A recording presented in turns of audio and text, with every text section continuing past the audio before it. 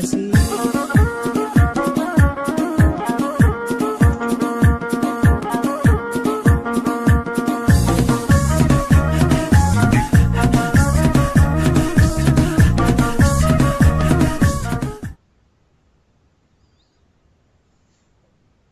Tole hordoftoota qophii kaayyoodhaa sagantaa arraan tanaa akkuma kana dura beeksisa wal dhageeffachiisaadhaa yookaan ammoo walii ibsinee turre arra sagantaa addaa qabannee dhufne. Sagantaan keenya kuni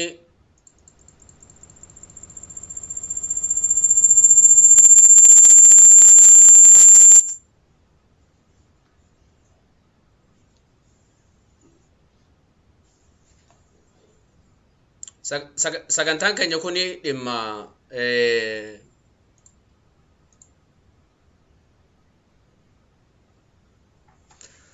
tole irra deebine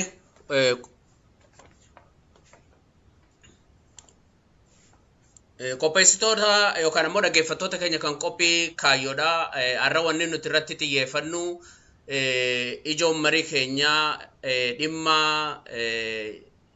jaallan kaleessa qabsoo kanarratti wareegamanii maqaan isaanii yeroo dheeraan kaanee fi haalota adda addaatiin maqaan isaanii ka'uu qabaa jennu irratti keessummoota nama lama afeerree jirra. Jaallan lameen kunis maqaa isaanii himuun bakka itti dhalatanii fi akkasuma waan yookaan ammoo kaleessa waraana bilisummaa Oromoo keessatti sadarkaa akkamirra akka turaniin ergaa maqaa isaaniitii fi waa hundaa wajjin wal barree boodaan kara sagantaa keenyaatti qaxxaamurraa jechuudha. Sagantaa kana akka inni gurra uummata Oromoo gahuu fi hanga danda'ametti warri nu dhaggeeffatan hundinuu sheer godhuu yookaan ammoo walii qooduudhaan hedduu barbaachisaadha. Dachaa samuumaa akkasuma kumarraa gooleedhaa baga nagaan karaa qophii kaayyoodhaatti dhuftanii dachaa samuumaa irraa hin kaasaa bakka itti dhalattan kaleessa waraana bilisummaa Oromoo keessatti maal godhaa akka turtanii fi akkasuma erga dachaa fixate boodaan kumarraa gooleedhaa itti dabraa jechuudha waltajjiin keessani. Baga nagaan nu eeganii asirratti affeertanii nu dhiyeessuuf keessaniif galatoomaa isiniin jenna. Maqaan kiyyaas dachaa samuumaati. Wal qunnama gaarii jenna. Kumarraa goolee. Kabajamtoota dhaggeeffattoota hojjettoota gartee qophii kaayoo hundi keessan hojjettoonni kan asirra jirtan hundi keessanuu galatoomaa anillee kumarraa gooleeti waraana bilisummaa Oromoo waboo kan dur ture kanaafuu akkasitti baga nu dhiyeessitanii hiree tana nuu kennuu keessaniif hedduu galatoomaan isiniin jedha. Tole. Dhaggeeffattoonni qophii kaayyoodhaa wanni irraa dubbachuu deemnu kun dhimma siyaasaa osoo hin tahin dhimma seenaa jaallan kaleessa dirree qabsoo keessa waliin turan kan gurrattillee gaafa dhaganillee nama suukanneessuu yookaan ammoo wanni nuti arra irratti xiyyeeffannu ijoon dubbii keenyaa nama lamarratti xiyyeeffataa tokko jaal ibsaa dagaa seenaa naa yaadattu rabbi ramataa godhuu fi kan itti aanu immoo jaal gaaddisaa dagaa jaallan kun eenyu turanii maqaan isaanii yeroo hedduun ka'u seenaan namoota hundaatu akkuma jirutti tahee yeroo isaan keessatti dhaaba kana keessatti qooda fudhachaa turantu isaan kan akka kaafnuuf nu dirqisiise namoota biraas kanafan irratti fuula duraa wannootan kana fakkaatu ka isinii dhiheessinu asumaan baallame isinii seenna.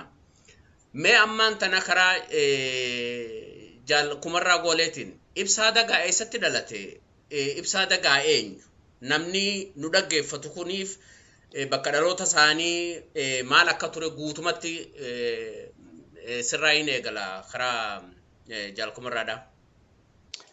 Galatoomi jaala kiyya ibsaa dagaa bakki dhaloota isaa bareedaa leencaa bakka jaamtu itti dhalate akkasuma ijoollummaa isaatiin eega qabsoo tanatti dabalame yeroo dheeraa keessatti qabsoo Oromoodhaatiif gahee guddaa taphachaa ture kafalaatis ture jaal ibsaan Kaniin naaf inni dura wal agarree bara 1988 keessatti gaafaan qabsoo Oromootti dabalamu wal agarree artirraa jaalli sadarkaa duraatiif qawwee lamaan deemaa jechuudha qabsoo Oromoo tana keessatti.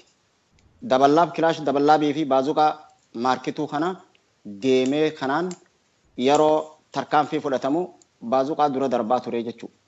Kanaaf gaajaalibsaan namoota gartee arran tana qabsoo Oromoo keessatti gahee guddaa maqaa adda bilisummaa Oromoodhaa kana kan mul'isee bakka itti gartee adda bilisummaa Oromoo kanaa kan kabachiise keessattuu 92 gaafa chaartararraa baanirraa qabee eega waraanni ijaaramee itti gartee nama bakki hora hin oolaa anoonuu jedhametti ijaaramee achirraa ol deebi'amee waraana bilisummaa Oromoodhaa kana sochiidhaa fi tarkaanfii fudhatuun mul'isee humna gartee isa moggaa jirtullee hamilee kennee fi tan keessa jirullee hamilee guddaa kennaafii ture akkasuma dhaabasallee boonsisaa ture.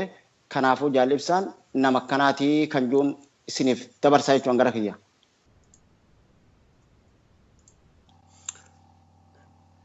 Galatoome. Akkuma jaalkumarraan jeeti jaal ibsaa dagaa nama seenaa qabu, nama seenaa boonsaa qabu, nama goota yoo jedhani nama dhugumaan gootaati. Maal jennan dura ibsaa dagaatiif gaaddisaa dagaa jedhanii ibsaa dagaatiif gaaddisaa dagaa oguu namni kun irra guddaan isaa obboleeyyiin fudhachuu danda'a. Ibsaa dagaatiif gaaddisaa dagaa kun obboleeyyanii miti. Isaan lamaan kun jaallan qabsooti jaallan waliin humna tokko waliin ajajaa turani. Ibsaa dagaa kana keessatti jechuudha. Ibsaa dagaa nama wanni diinni yoo diinni gara fedheen dhufe hagam takka yoo heddummaatee diinni dhufellee sodaa wahii tokko qaama isaa keessatti hin uumamu. Nama waa takka gartee shimbirroon garaa isaa keessa hin barreefne jechuudha.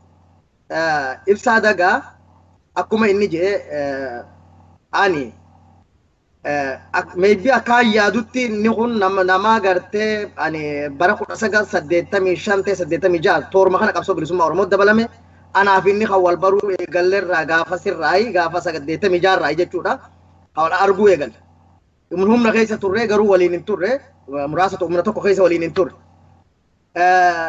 Achirraa baanee bara 1992 akkuma chaartara seennee walitti dachaanee walitti dhufnee waluma agarraa walumaatti jenna. Ammoo akka humna tokkootti bara 1993 akkuma reefu jaalli jeetti horaanoonotti walitti dhufnee inni achitti jechuudha. Ibsaa dagaa yeroo san humni diinni gartee yeroo chaartaraa baanu san irratti ni beekna hundinuu sadeenuu amma warra waliin ture. Diinni kuni humna hagam takka akka Harargeetti bobbaase ni beekna. Humna sanirraa dandamachuudhaan addi bilisummaa Oromoo bara san bara 1993 waraana walitti bakka jiru walitti qabnee hora anoonoo bakka janitti jiru laga gaaleettii keessatti haaratti ijaaramne yeroo kanatti ibsaa dagaa humna seelii tokko ijaaramee fi bobbaa eegale. Bobbaa kutee namuutu dirqama dhaabaa fudhatee adda bobbaane ibsaa dagaa achirraa kaasee jechuun diina duraan goflaa baasee nutti bararaa ture. Goflaa baasee waraana bilisummaa Oromoo reebaa ture. Ibsaa dagaa hogguu dhagee akka wanti kanatti sodaataa ture jechuudha. Ibsaa dagaa diina takkaa itti dhufee diinni gartee humne ajajaa waraanaa jechuun waraanni goota jechuun ajajarraa. Ibsaa dagaa nama uumaan gootaati. Waraana inni keessa jiru nama wanti qabu nama gaachana qabu jechuudha. Gaachana qaba. Gaachana jechuun namni waraana tokkoon deemuu danda'u, namni waraana tokko lolchiisuu danda'u, namni waraanni isaa hin cabne gaachana qaba jechuudha. Gaachana nama qabu. Nama diinni hogguutti dhufes diina kanaaf karaa hin kennine. Diinni kun eessaan na dhufe akkamitti dhufe takka waraanni diina ibsaa dagaatiin durfamu diina booji'u malee hin booji'amu. Humni ganaa jajjabaa humni jajjabee jechuudha. Inni jajjabeetti ijaarame ajajaa jajjabeeti bara sanirraa kaasee anilleen jechuun bara sagaltamii sadi keessa walitti sagaltamii sadi gara dhumaarra walitti dabalamne humna san keessattiin anis waliin hojjechaa ture. Ibsaa Dagaa nama akkasiiti nama goota kana diinaaf hummaa hin jenne diina kana gaa meeqa akka booji'eef meeqa akka wanti godhe Oromoon naannoo san jirtuu fi waraanni bilisummaa Oromoo kan naannoo san ture Ibsaa Dagaa eenyu akka isa ta'e isa ibsaa jechuudha. Sababa akka diinni gartee Ibsaa Dagaa armaan dhufe hojii Ibsaa Dagaa yoo dhufe ummata gaafate ummanni waraanni bilisummaa Oromoo gartanii hojii waraanni bilisummaa Oromoo garana jiranii waraanni Ibsaa Dagaa gamana jira hojii waraanni Ibsaa Dagaa nuyi maa isin hin jettee haga ummata tumtu jechuudha.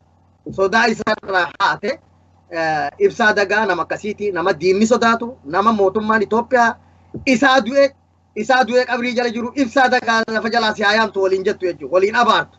Ibsaa Dagaa nama akkasiiti nama goota akkasiiti gootni kanaa kun dhuga goonni har'aan tana addi bilisummaa Oromoo goota meeqaatti waraanni bilisummaa Oromoo keessa wareegame meeqaatu dhabamee jira. Goonni goota caalu goonni waraanni bilisummaa Oromoo kan ajajaadhaan silaa kaafamee himamuu qabu gara fuula duraatti gaa rabbiin galataaf haa ga'u galanni isiniif haa ga'u waan akkanaa qopheessitanii nu gaafachuu keessaniifuu dura galatooman ammallee irra deebi'ee isiniin jedha. Waatu nu dhaga'ama. Har'a waatu nu dhaga'ama. Hogguu gartee jaallan dhume san jaallan kutesanii fi Oromoota har'aan tana as deebinee hogguu Oromoota kana laalle waatu nu dhaga'ama. Kanaaf waan hundaafuu jaal Ibsaa Dagaa kaan siin nu gaafata waan silaa jettu irratti siin nu gaafata maal fa dalagee akkam fa dalagee gaa waan isin nu gaafattan irraa isin ibsina.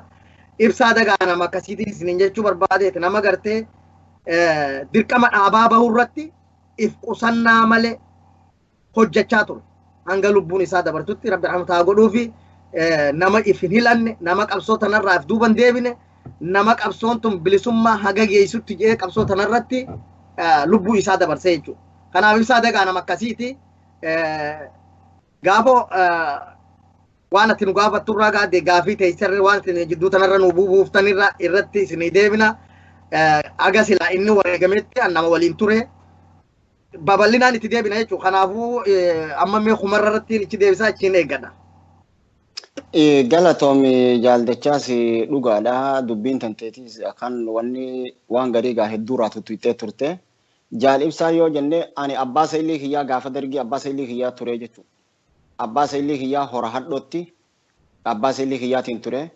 Artirraa humni ijaarame san magaalaa Dagaagaa gaafa dargii san waliin dhaynee dhooynee achirraa gad deebine akka abbaa muraasa keenyatti baroodaan itti araaramu baroodaa boruu abbaa muraasa keenyaati inni itti aanaa abbaa muraasaatiin magaalaa Harawaa gaafa magaalaa Harawaa weerarsa waliin dhaynee jechuudha.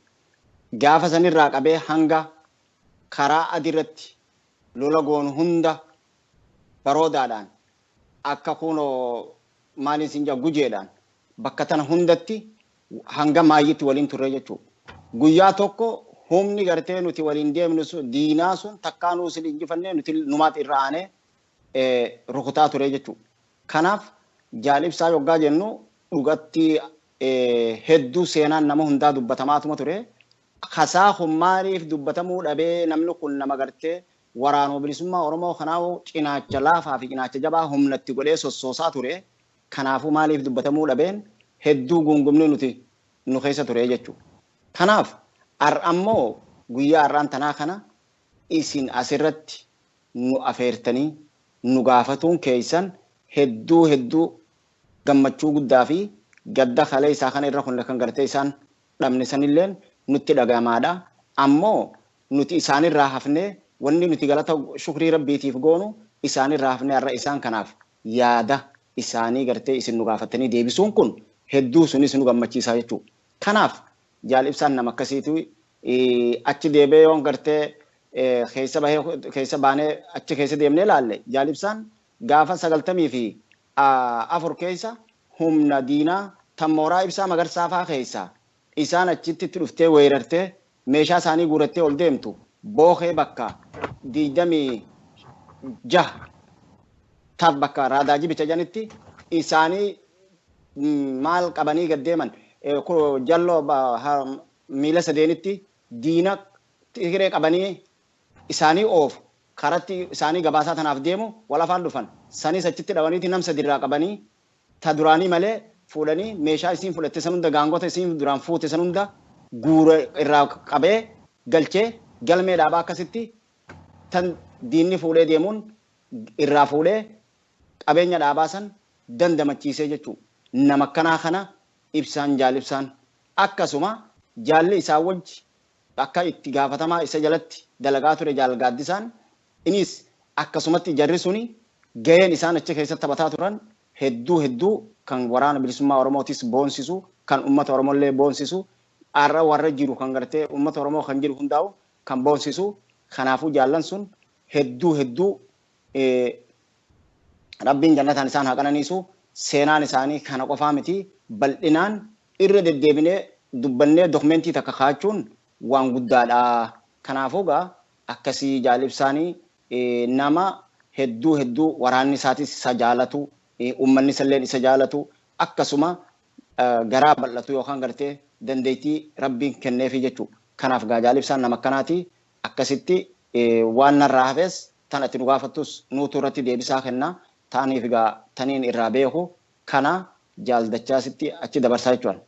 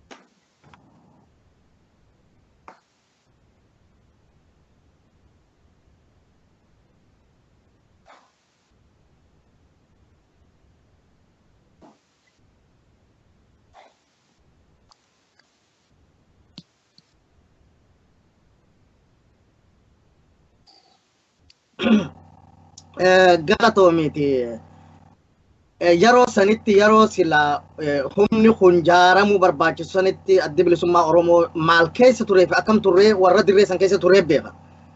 Dhuguma keeti. Arraan tana yoo laalte akkaataa namni keenya arraan tana Facebook gubbarratti ijoollummaan amma kalee dhalatte tanummaan gaafamma qabsoon tun haarat addi bilisummaa Oromoo deebi'ee chaartaraa bahee qabsoo haaraa takka jee eegalu dhadhalattee xarraan tana qabsoo bilisummaa Oromoo qeeqaa jira lubbuun nama meeqa akka qabsoo tanarratti dabarte hin beekan wallaala raayis kai tai beekallee tai qabsoon bilisummaa Oromoo maal fiddee maal addi bilisummaa Oromoo maal godhe kan jiruun qeeqallee jiran garuu wareegamni addi bilisummaa Oromoo kafale keessattuu Harargee bahaatii fi Harargee dhiyaa jiddugala jechuudha. Zooni sadiitti addi bilisummaa Oromoo ni beeyna. Ganamuu ni beeyna. Amma zoon Harargeen bakkuma lama jirti jechuudha mootummaa amma jiruutti. Akka addi bilisummaa Oromoo bulchiinsa isaatii haatitti sadii Harargee lixaatii fi jiddugalaa fi Harargee bahaati. Zooni sana sadeen keessatti humna isaa jaarratee humna furgaatuu jaarratee qabsoo godhaa ture. Amma gaa anguddaa kaan irraa haasa'uu danda'u humnaan ifii keessa ture. Humna furgaatuu kaan ifii keessa ture irraa hin dubbachuu danda'a jechuudha. Kana jechuun humni furgaatuu taniin waliin ture tan Harargee jiddugalaa jechuudha. Qabsoo bilisummaa Oromoo dandabachiisuu bira kuttee haga sadarkaa mooraan dhaabaa silaa tan jirtu tan dubbee jirtu hundi akka jirtutti zoonii jiddugalaatti galtee jechuudha. Zoonii jiddugalaa jechuun zoonii jiddugalaa oguu jenne gaara mul'ataa cinaa tokkoo fi Harargee lixaa cinaa tokkoo fi oborraa tana jechuudha. Walitti jidduu kana walitti dabalatee jiddugala jedhamaa jechuudha. Asiin barakattee irraa gad deebisee asiin baddannoos cinaa tokko asiin dannabaa cinaa kanarraa kaasee jechuudha. Karaa ol deemu kana gamanarraa kaasee Harargee jiddugala jedhama. Jiddugala jechuudha. Zoonii jiddugalaati. Jiddugala kana dhuguma humni keenya kun ni bilisoomse jechuu dandeenya. Humni ibsaa dagaatiin hoogganamu gaaddisa dagaatiin ibsaa dagaatu humni furgaatuudha. Tarkaanfii diinarratti fudhatuun tarkaanfii inni diinarra fudhatuun diina booji'uun yeroo hunda diina qabuudhaan itti agarsiisuudhaan ammoo kan qabame mootummaa wayyaanee kana jalaa kan qabame osoo hin ajjeesin osoo waan tokko hin godhin nyaachisnee obaasnee waan hunda siyaasaa barsiifamee gallakkifamaa ture.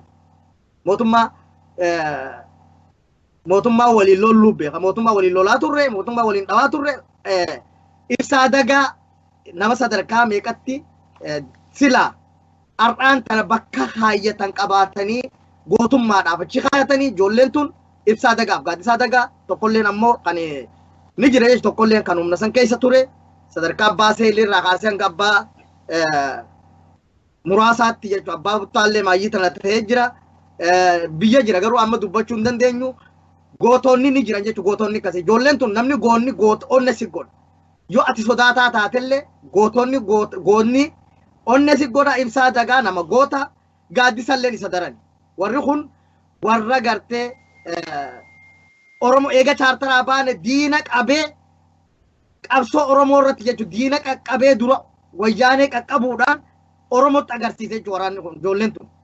Kanaaf ijoolleen tun ijoollee silaa bara sanitti jechuudha wallistoonni ittiin wallisee turan gootummaa Oromoo irraa kan ka'e jajjabeettiin dabalamaa kunteyya kan beeyne finfinnee ta'anii kunteyya amma ibsaan ni beeka kunteyya deequun dhabuu jedhan. Mooraan adda bilisummaa Oromoo sadarkaa achi turte jechuudha. Kanaaf adda bilisummaa Oromoo mooraan isaa bakka jiru achi dachaatee yeroo sanitti jiddugala malee dubbiin hanqatte. Kana kan godhe humna kana jechuudha. Humna ibsaa dagaatiin durfamu kanaatu sadarkaa kana hange. Sodaa gootummaa isaa gootummaa diinni isa sodaa inni sodaatuun anamma waan hin jiru siif sullee hin beeku. Diina takkaa walitti dhufnee jechuudha. Takkaa walitti dhufnee nu ariyeen beeku. Ibsaa dagaa akka isaa mootummaan ammaan tana waliin lolaa jirtu riphee lolaadha. Isinis akkaataa isiin itti humna keenya itti waan godhaa turteef akkaataa isiin tooftaa isiin itti nama itti cabsitu hunda barameeti akka isiin silaa itti nu fayyadamsanitti itti fayyadamne yeroo hunda isii ari'aa oolla jechuudha. Kanaaf ibsaa dagaa nama goota Oromooti nama Oromoon silaa yaammachuu qabdu nama silaa Oromoo yeroo hundaa'u mataa keessa kaayattee nama akkasii qabnaa jettee yaammattu keessaa tokko jechuudha. Kanaaf har'aan tana dhuga numa warra jiruutu isaan haasawa nuti bakka teenyutti numa dubbanna. Garuu bakka silaa namni ol bahee dubbatu irratti dubbachuu hin dandeenye garuu har'a nu yaamtee asirratti nu dheessitee kana haasawuu keenyaaf galanni kan rabbi haa ga'u isaanirraa hafnee har'a waan isaanii dubbachuufillee rabbiif galata galchina.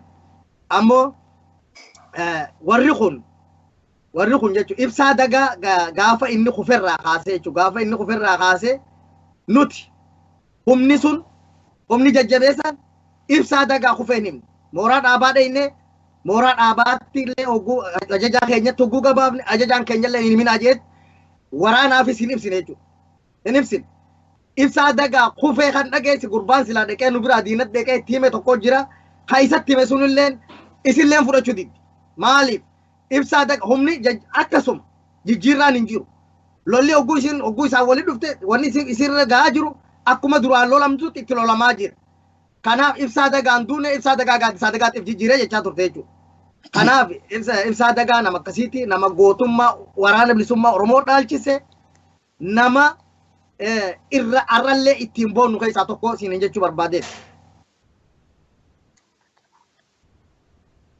Gaarii dhagaa dachaas jaaldachaas galatoomii dhugaadhaa jaal gaaddisallee bara 1998 fi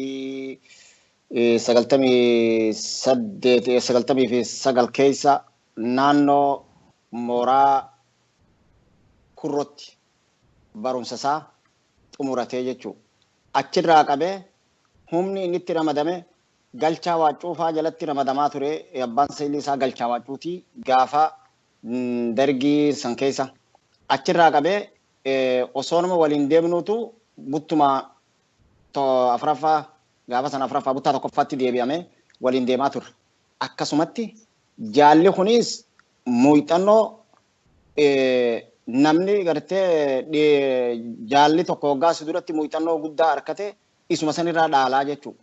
Ibsaa dagaa warri gartee humni jajjabii tan isa jalatti ijaaramte sun isa jalatti ijaaramte isaan hoogganamte sun muuxannoo gootummaa isaa isarraa dhaalaati walitti dabarsaa akka dhaalatti akka dhaalamaatti gartee akka namni aangoo walitti dabarsu tokkotti walii dabarsaa dabaree ka kun irraa kufu kun akkuma kun itti dhufeen akkasi walii dhaalatti kan dhaalamaatti walii dabarsaa turan. Jaalli kun sadarkaa san keessa ture jechuudha. Isaa fi jaal gaaddisaan sadarkaa san keessa turan. Gaaddisaa dagaa jechuun ibsaa dagaa jechuutti beekti. Akkuma jaaldachaas jedhe. Gaaddisaa dagaa ibsaa dagaa akkasi beekti. Gaafa dhugaadha jaalli wareegamallee ibsaa jaal gaaddisaa jira. Jaal gaaddisaan bakka san isaatu hojjetaa ture. Jaallan akkasumatti hiccitii isaanii osoo takkaan dhagahin diinni kun hiccitii isaa osoo takkaa ibsaan nu deenjenitti nutilleen akkasumatti quba qabnaa jechuudha. Kanaaf jaalli kun nama gartee har'aan tana kanaan dura dubbatamuu ture malee kan har'a gartee guyyaa har'a silaa akkanatti turuu jaallan kun kan akkanatti turuu malee miti jechuudha. Kasilaa tarree durarratti galmeen isaanii tarree durarratti gartee nuu qabamuudhaaf hamilee qabaachaa qabnurraa tokko hamilee nuti irraa qabnurraa tokko jechuudha. Tarree duraa sanirratti nuu qabatamee ammallee nutis walirraa hafe hundi keenyaa ni jirra walirraa hafe kun tarree durarratti nuu qabatamee jaallan sun akka tarree durarratti nu galmeeffamu isinillee kan gartee asirratti nu yaamtanii nu gaafattanii waa'ee seenaa isaanii nu gaafattuun keessan kun hedduu ulfaadhaa isiniin jenna hedduu galatooma. Kanaaf akkasitti jaalli gaajala waan nama jijjiiramuun hin qabu kan gartee adda bilisummaa hoogganoota keenya kan gartee dubbee jiru san Oromoo maan jette beektaa hoolaan abbaa gaarii qabu dubaala kaa'ee rafaa namni ibsaan fuula dur irraa ol jiru diinni itti gadi hin dabruu jetteeti akkasitti ummataa fi hoogganoonni mooraan teenyata duubbeelleen akkasitti hubataa turte jechuudha. Kanaaf akkasitti nama akkasitti jaallan kuni akka tarree durarratti nu qabamu kabajaadhaan hundaa'u irra deddeebinee uummata Oromootii fi hojjettoota arraan TV kanarra sirriitti nu yaamu kanaafis kabajaa guddaa isiniif qabna akkasitti hubadhaan isiniin jedha.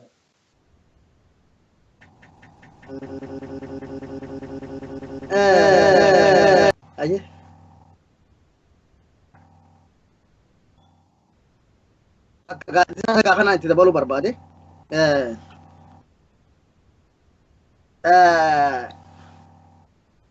wanni beektaa waan hundaa'u Oromoon tun duraan fitte gaalli mataa duraan laallataa jette Oromoon gaalli mataa duraan laallataa jette. Kana jechuun ajajaa kee laallataa ajajaa keessan akkamsi ajaja akkamitti innis ajaja qabicha ajajaan keessi qabuuf akkaataa ajajaan keessan hojjetuutu kana hundaa'u gootummaa keetillee si dabalaa deema. Humna keenya kana humna gartee jajjabii kana rabbi ramataa godhuu fi ajajaan zoonii dhaqqabaa daddafaa dhaqqabaa yeroo lollee lolarraa galletti yeroo lollee lolarraa dhufnetti abbaa seeyliis ta'e humna waraanaa kan jiru keessa kan nuti itti haajamne kan nuti ni feene abalu nuuf haa dabalamu jenne nu dabalaa ture. Kana jechuun hamilee si godha hamilee asi godhaa deema jechuudha. Humna kana hamilee ajajaan keenya kan silaa dubbee keenya turellee hamilee nutti godhaa ture akka gartee hamileen humna kanaa hin cabne hamilee keenya eegaa ture. Rabbi rahmata isaa godhu. Gaaddisaa dagaattis eega gartee ibsaa dagaa kufees gaaddisaa dagaas akkuma ibsaa dagaatti hojjechaa ture akkasumas dalagaa ture haga lubbuun isaa keessaa baatutti hojjechaa ture jechuudha. Gaafa wareegame du'aa isaa fuutee ganda geessite. Anaaf inni bakka tokko dhalanne ganda tokko dhalanne. Ganda geessite abbaa isaatti yaamtee kunoo gurbaa keessi siifinne jetteen ajjeefne siifinne jetteen. Maal jeen abbaan isaa beeyta gurbaa kana. Gurbaan kiyya kuni osoo isin dheessuu du'e moo osoo isin loluu du'ee janiin jeen. Osoo nuun loluuti harka kennachuu didee ajjeefnee jetteen. Gurbaan kiyyan duune ni jiraa jeen. Dhageesse? Kanaaf ajaarsi kuni abbaan ibsaa dagaa kun obboleettii ijoollee walirra dhalatee jechuudha. Ta'e inni irra dhalatees qabsoo tana irra duuti. Innis asirra du'e. Rabbi rahmata haa godhuu fi seenaan haa yaadattu. Jaallamni kun bara san keessatti humna furtuu humni ibsaa dagaatiin gaggeeffamu kun humna furtuu qabsoo bilisummaa Oromoo ta'anii turan jechuudha. Humna furtuu hanga wallahi gaati beeyta arra hogguu deddeebitee waan tokko hogguu yaadatte fi jaallan kufansan hogguu agartu waatu si dura dhufu waatu sitti dhadhagama waatu nama dhagama waan ani hin beeku akkaan jee himullee hin beeku garuu kan qabsoo godhaa ture kan hojjechaa ture kan qabsoo hojjechaa ture har'aan tana maqaan isaanii yaamamaan jiru maqaan isaanii dubbatamaan jiru goota jechuu kan itti beeynu kan diina jeesse kan diina arihee qabe kan diinaa lole beeynu har'a immoo bara kana goonni akkam akka ta'e walumaan argaa jirra jechuudha. Gootota akkanaa kana meeqaan tam jechuudha warri hafan garuu seenumaaf dhiifna yoo rabbi lubbuun nu jiraachisee gaaf tokko wahibbaane silaa maqaan isaanii numa yaamama. Har'aan tana hanguma kanuma isin irraa nu gaafattan kanuma isin irraa nu yaamtan kanarraa itti dubbanna kanumarraa waan silaatti sitti haftee nu gaafachuu barbaaddu siif deebisna amma gara keenyaan ani gara kiyyaan wanni nan jiru kanuma ibsaa dagaagaa nama akka inni tahee bara kanarraa kaasee 1993 irraa kaasee qabsoo bilisummaa Oromoo kana kan keessattuu naannoo zoonii jiddugalaatti kan lubbuu itti hore keessaa tokko isaa jechuu barbaadeet isa jedheeti furtuun qabsoo bilisummaa Oromoo tokko ibsaa dagaa turte. Kanaan jaa waan ati na gaafattu irraa hin gaammatan achi deebisaa si kenna beektaa wanni hundi yoo nama gaggaafachaa dhufan xiqqoo namaa dhufanii galatoomi garma keettiin si deebisa. Tole sagaleen rakkoo qabaa isa juun dhagayaa ture karaa warra teknikaatiin rakkoon nu mudachuu isaati.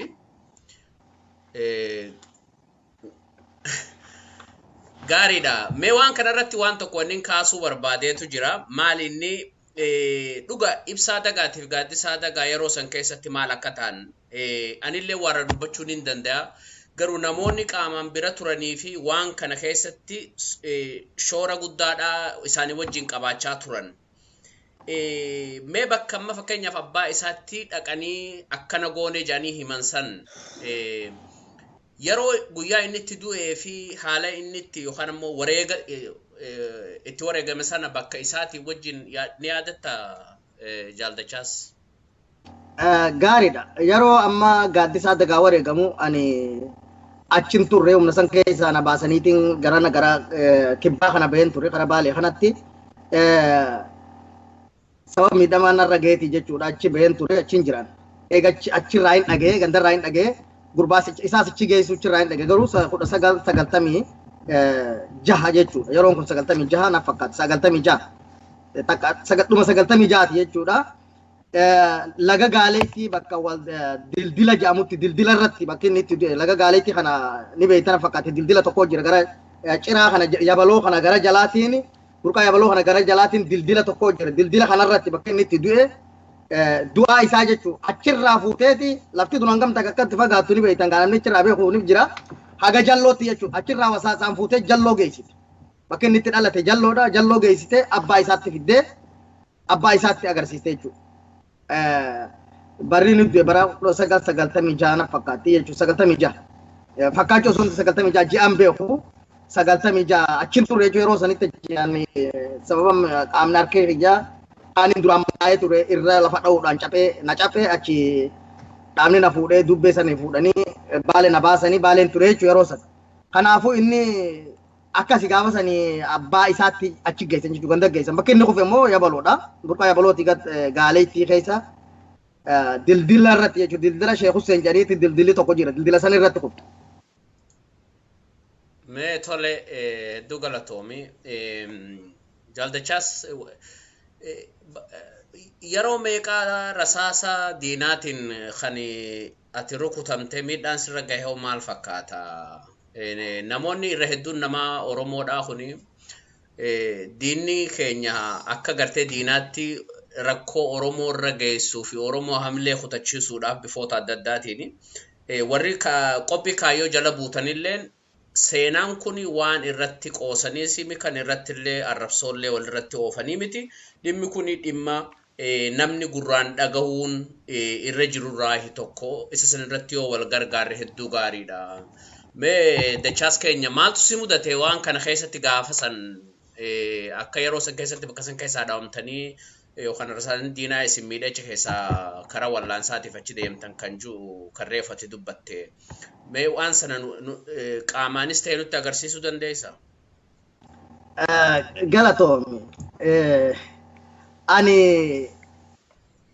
yeroo lamaan rasaasaan madaa'e yeroo lachuu kaaniin madaa'e bakka lama hin dhaabne jechuudha. Harkuma tokko irraa hin bakka afurii dhawan.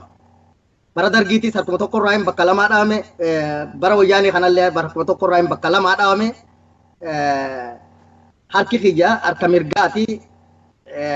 Kana jechuun wanni narra ga'e ani bara lamaan kana bara dargiitis bara 1986 na fakkaata 86 ji'a torbaffaatiin madaa'e harki kana 86 madaa'e duubuma dhaabaatti hin fayyee jechuudha bakkuma dhaabni keenya jirutti achumatti hin fayyee dhaabumaan na wallaane aga dandeetti isumaattu waliin na deddeebisee akkuma dhaabaa kan jirutu nu wallaane. Kan lammaffaatiis bara 1994 guyyaa isaa 21 ta'e yaadadhu. Gaara mul'ataa bakka maal isa maqaansi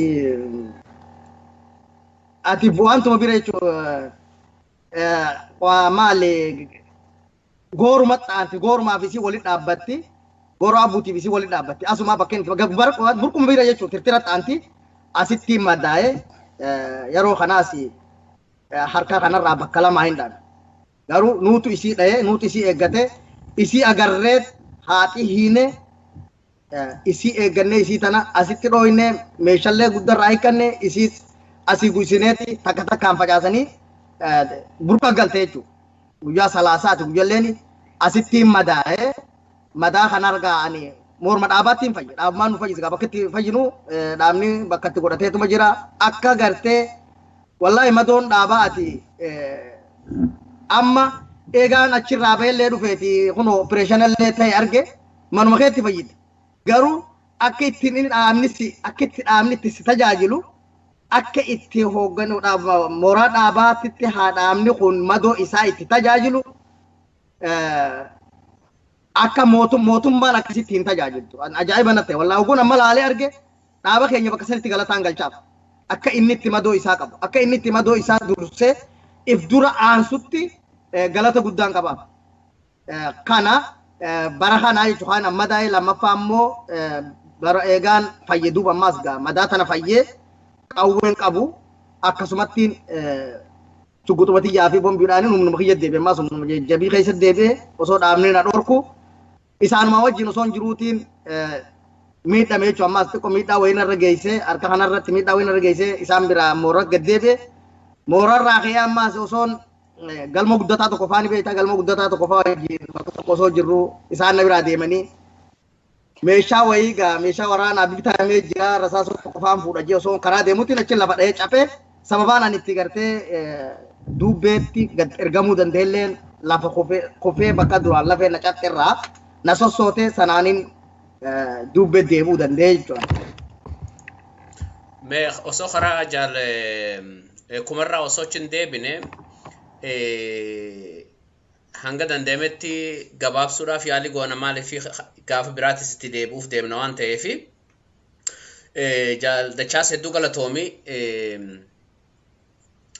Jalkumarraa akkamiin laalta waan kana haala gaafa san ammaan tana qabsoon bilisummaa Oromoodhaa keessa turtee fi gaafa miidiyaan kun hin jirre gaafa feesbuukiin hin jirre gaafa namni biyya alaa kana akkanatti horiine sana kan qarshiin biyya alaatti waraana bilisummaa Oromootti hin dhayine waan kan hoggaa teessanii ijaan amma laaltanii dhugaa kaleessa dirree san keessa jirtu tanarrallee immaa dirree san keessa jirtuu fi waan biyya alaa kana namni Oromoodhaa kun akkumatti toletti nyaatee dhugee garaa isaatti quufee waan barbaade uffatee hoggaanii haalli biyya alaa kana keessatti deemu kana hoggaa laaltan maaltu isin dhaga'ama? Wallahi dhugaadha baga nu gaafatte gaafii bareedduu nu gaafatte biyya alaa kana keessatti namni nama ibiddee gubeetiitu gubatee beeka. Namni ibiddi hin gubin gubatee hin beeku. Warri biyya alaa keessa jiru qabsoo afaaniin dhagee malee hojiidhaanis hin agarre. Gaafa biyya keessa jirru gaafa gartee qabsoo godhaa jirru san nuti numaa qabsoon nuti gartee gaafa san godhaa jirru dhugumatti qabsoo boonsiftuu godhaa turre jechuudha. Qabsoon saballee boonsiftu tanamallee boonsiftu. Qabsoon har'ammoo gartee gaafa san miidiyaas hin qabnu intarneetiin hin jiru ifirratti hirkannoodhaan gootummaadhaan dandeettii teenyaan teknooloojiin gaafa sanii surrii mataa keenyaati.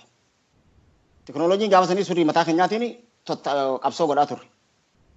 Har'ammoo kana keessatti yoggaa as deebinee biyya namaa tana dhufnee laallu ummanni Oromoodhaa kan biyya ambaa tana keessa jiru qabsoo Oromoo tana waan laayyoo tokkotti ilaalaa ture jechuudha.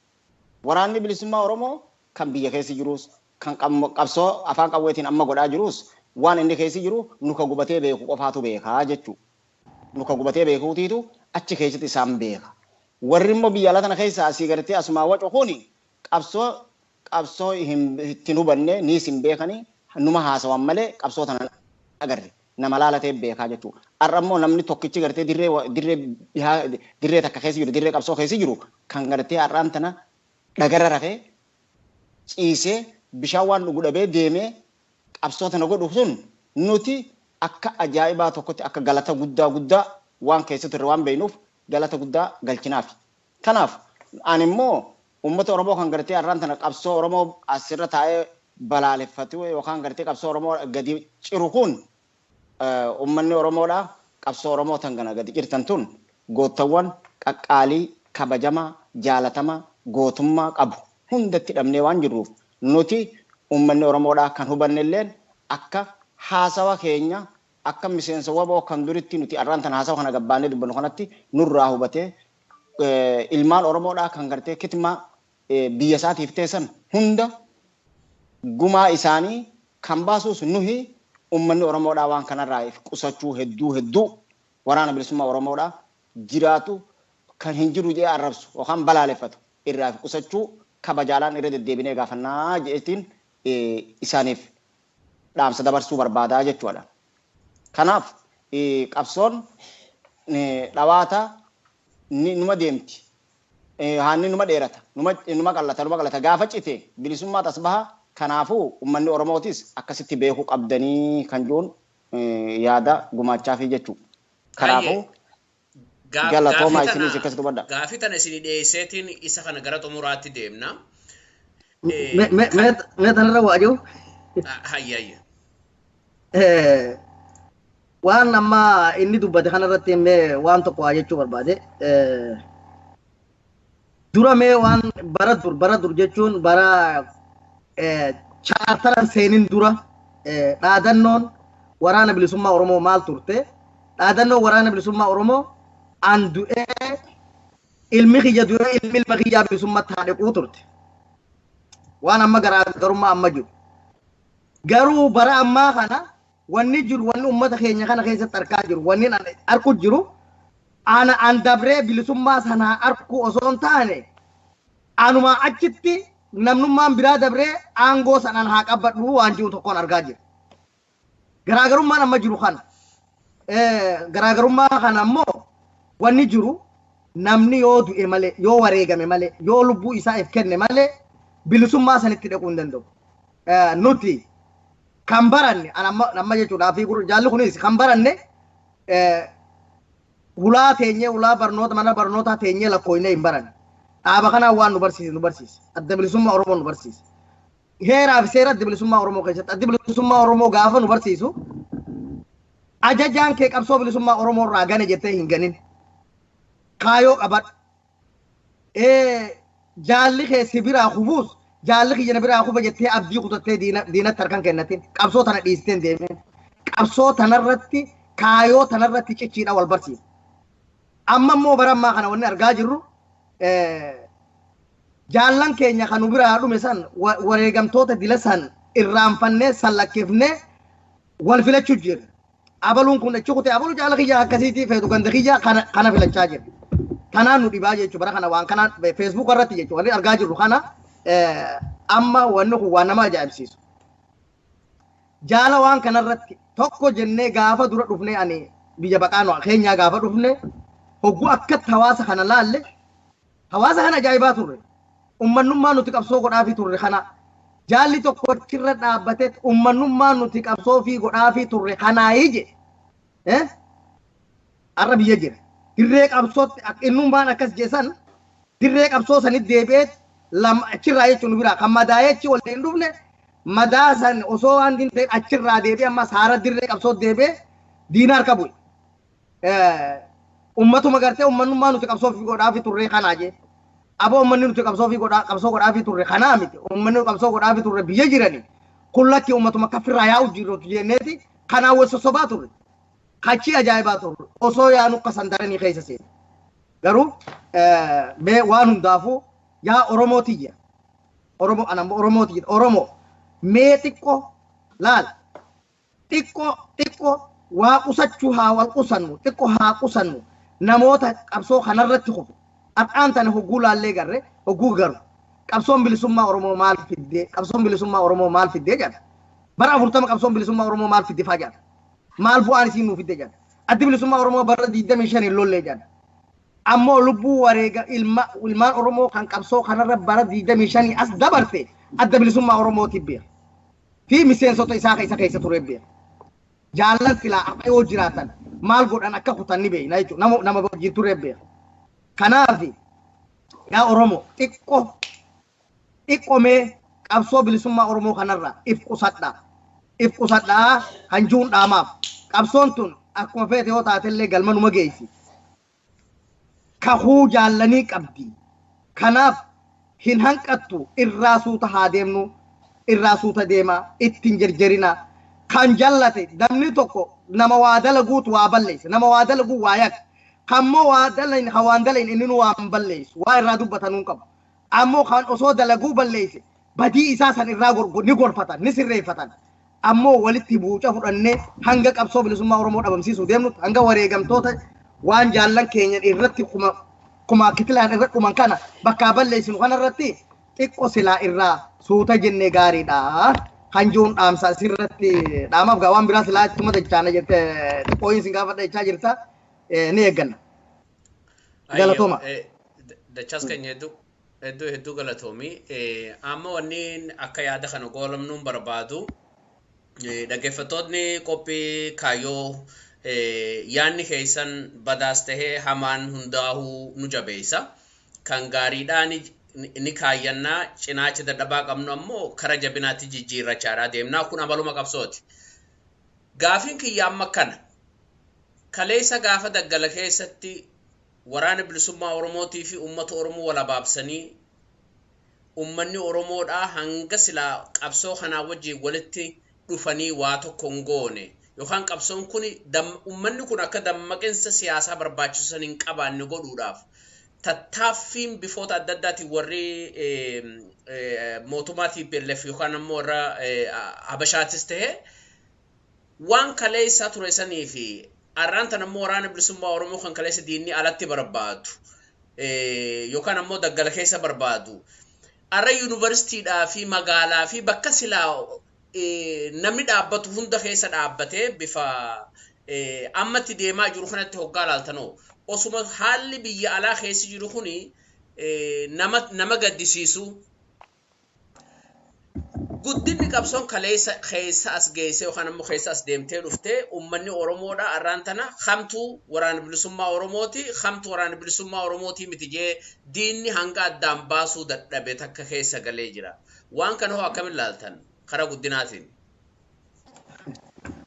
galatoome kuni dhugaadha naman beekneef garuu qabsoon bilisummaa Oromoo akka waan dhabamteetti hubatan kan ammoo qabsoon bilisummaa Oromoo jabaachaa dhufte jabaachaa deemte arraan tana duratti mee bara dargiituu miti bara maayii kana maayuma tanaa'u jechuu baadiyyuma keessa gannu dhoorkaa turte arra ammoo Finfinnee keessa jirti dheengadda Oromoon baruma wayyaanee kana keessa jechuu yoo ati dhuftee halkan dhuftee karaa wallaaltee karuma karaa nu qajeelchifte akka waarraa fudhachuuf dhuftee mana isaa hulaatti dhodhooytee dhiiroo mee gandana yoo ati jetteen kan diinni ittiin dhiyaanne halafa meeqa irraa dhaabbatu asii gurra qabatee uusijja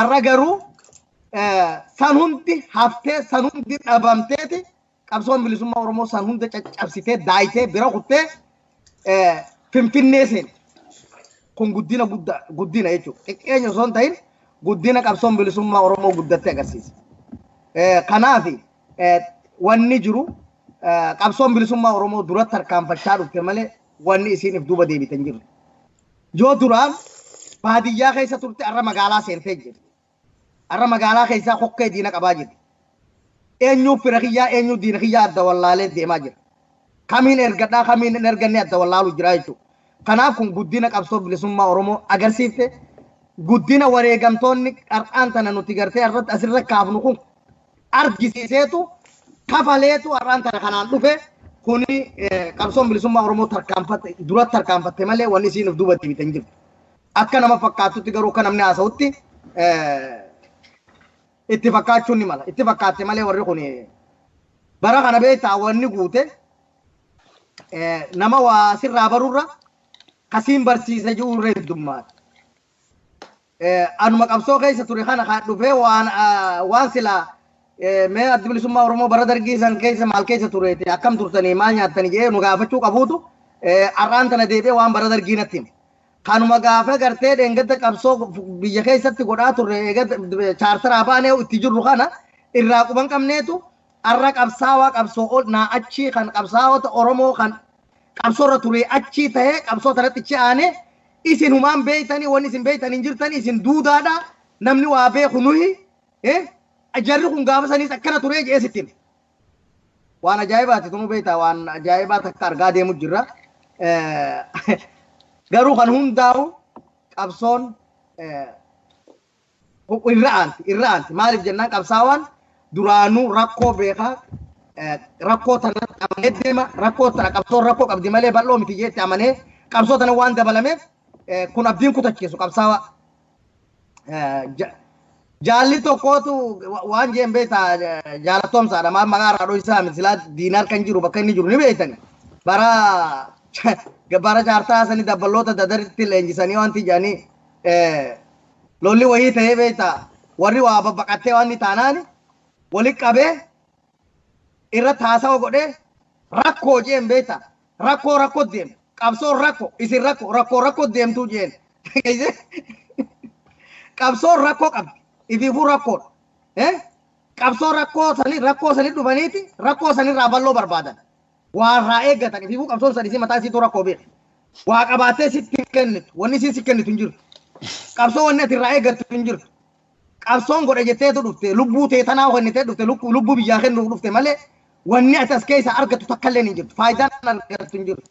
Waraanni bilisummaa Oromoo irraa kan dirree keessa jiru san waraanni bilisummaa Oromoo maal rekkata waraanni bilisummaa Oromoo maal lolle waraanni bilisummaa Oromoo maal akkas hin taane kan jan kana maal lolee nuun agarsiifne maal feesbuukatti hin baane hajuu kana waraanni bilisummaa Oromoo akkuma isaan jan kanaa miti. Mucaa tokko ture abbaa bokkuu janiin ijoollee karrayyuu tana Harargee lixaa keessa ture ittiin ijoolleen ittiin akka makimaa isaatti ittiin dubbatee jiru. Abbaan bokkuu lolli saddeeqaa miti je'ee jedha. Lolli saddeeqaan beektan gaa saddeeqaa tana lafarra xaxxabatan taana. Rabbi rammataa godhu saddeeqaan kun lafarra xaxabatanii waan dhagaa tokko lafarra naqanii xaxabatanii jiru. Harma namni hundi xaxatu. Lolli akkasii miti jedha.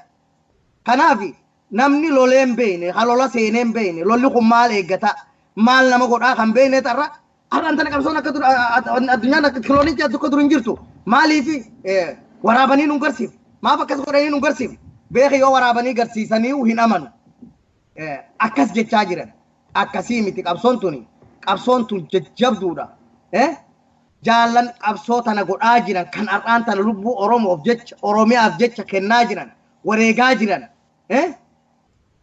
sadoo takka boru anaat ittiin isaan kun yoo boru biyya qabatanillee wardiuma keessan gaacheen wardiuma biyyaan eegatan daangoo biyyarra ta'an aangoo tanatti hin dhaqan jechuudha. Aangoo tana har'aan isin warra baraatu kana kanarra qabsoo kana diiguu deemu kanaatu boruus qabachuu ta'a. Waraana bilisummaa Oromootti hin qoosina. Waraana bilisummaa Oromoorraa suuta ja'a. Qabsoon bilisummaa Oromoo hin dhabamne. Waraanni bilisummaa Oromootti hin dhabamne. Guddachaa deemaa jira malee xiqqaachaa deemaa hin jiru. Kanaaf yoo akkasitti qabsoo bilisummaa Oromoo kana laalle gaariidhaan jedha.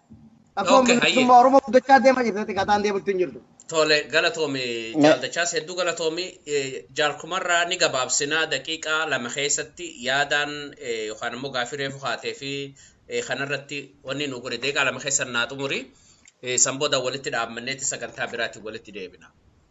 Bareedaati jaallileen hedduu haasa'e dhugaadhaa waa'ee ammaan tana yeroo ammaan tanaa keessatti biyya keessatti qabsoo amma deemaa jirtu yuunivarsiitii hunda keessatti ibiddi boba'ee lubbuun namaa kitimaa ta'aa jirtu tanarratti jaallan qabsoo Oromoo keessatti wareegame kan gartee qaamaatti irrate kan itti dulloome urmii isaatti fixe sayyoggaan achi deebi'ee laalee qabsoo hireen isaanii sun har'a baatee hireen isaanii sun lafatti nafnee kadu'es dhiinni isaanii bahuuf jira kan madaa'ee qabsoo tana irrattillee dhiinni isaanii bahee gumaan isaanii bahaa jira jeetiin hedduu sochii har'a uummanni Oromoodhaa qabsoo biyya keessaa godhu san hedduutti gammadaatiin ture jechuudha.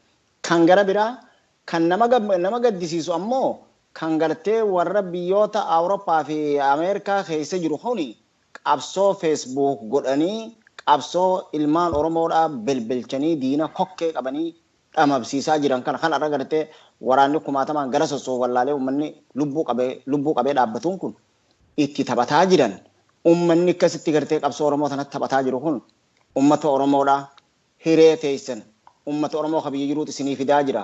Isin warri waa baratelleen ittuma dhufuu teessanii hin jarjarinaa hiree tana if duraan balleessinaa qabsoo teessan eeggadhaa kabajaa godhaaf waraana bilisummaa Oromoodhaa tokko haa jiraatu lama haa jiraatu kabajaa jaallan dabree gartee qabsoo sanirra dabre saniif hiree waraana bilisummaa Oromoodhaa arrabsuu abadan hireen tun isin qabuu teessi itti gufuun sun isin qabuu teessi akka irraa dhaabbattaniin dhaamsa uummata Oromoo kan waraana bilisummaa Oromoo arrabsuuf dhaamaa jeetiin asumarratti goolabaa jechuudha sittiin dheeressu jaala kiyya galatooma.